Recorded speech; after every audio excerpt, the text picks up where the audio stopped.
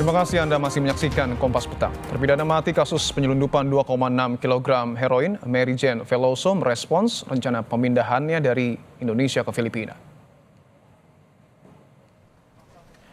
Mary Jane Veloso yang sudah 15 tahun mendekam di penjara mengapresiasi keputusan pemerintah Indonesia yang akan memindahkannya ke Filipina karena bisa berada dekat dengan keluarganya. Melalui Kalapas Perempuan kelas 2B Yogyakarta, Evi Loliansi, Mary Jane juga menyampaikan terima kasih kepada Presiden Filipina dan Indonesia.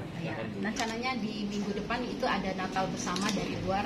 Mary Jane menanggapi bahwa yang pertama dia mengucap syukur kepada Tuhan Yang Maha Kuasa karena Mary Jane memang sudah menunggu berita ini sejak lama.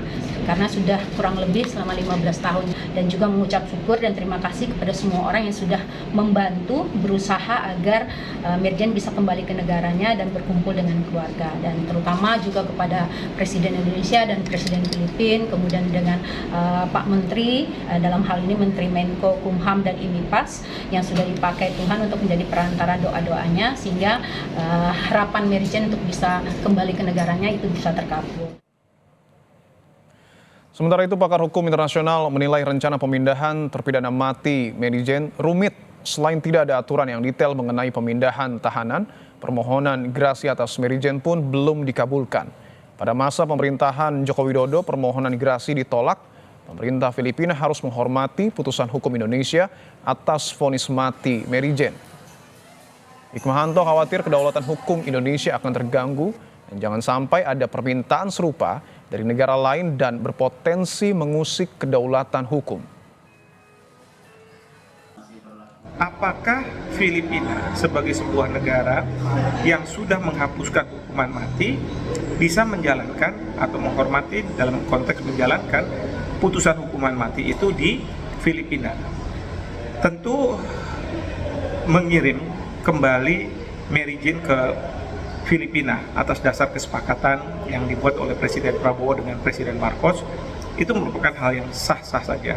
Tetapi yang pasti jangan sampai apa yang disepakati ini harus melanggar hukum di Indonesia. Menko Bidang Hukum, HAM, Imigrasi, dan Pemasyarakatan Yusril Iza Mahendra bilang pemindahan terpidana mati Mary Jane dilandasi persyaratan bahwa pemerintah Filipina harus mengakui putusan yang dibuat di Indonesia dan saat dipindah Filipina wajib melaksanakan sisa hukuman narapidana. Yusril juga menyampaikan selain Filipina ada sejumlah negara yang meminta pemindahan narapidana.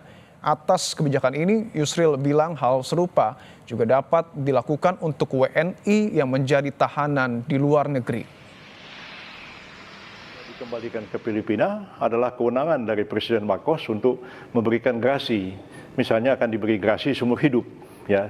Maka dia akan menjalani pidana seumur hidup di Filipina berdasarkan putusan pengadilan Indonesia. Kalau nanti ada narapidana warga negara Indonesia yang dijatuhi pidana oleh pemerintah negara yang bersangkutan, dalam hal ini Filipina, Australia ataupun Perancis, nah kita juga dapat meminta dan mereka juga harus menyetujui kalau sekiranya kita meminta narapidana kita itu dikembalikan ke Indonesia.